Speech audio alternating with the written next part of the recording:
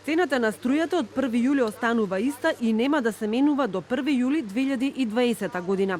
Регулаторната комисија за енергетика објави дека единствената промена на јулските сметки, кои ќе ги добијат граѓаните, ќе биде името на компанијата. Наместо Ева на Македонија, сметките ќе ги испрати Ева на Хоум. Но новиот универзален снабдувач практично не значи ништо за граѓаните, бидејќи овој правен субјект произлегува од енергетската компанија која досега ги снабдуваше домакинствата. Оваа цена не се задржува на вештачки начин, поради тоа што АД Елем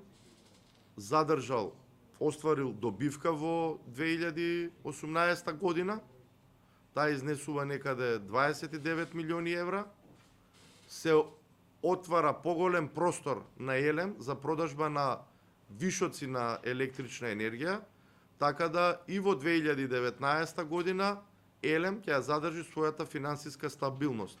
Поентата на постоењето е на Елем е да се стави во служба на македонската економија и на македонските граѓани.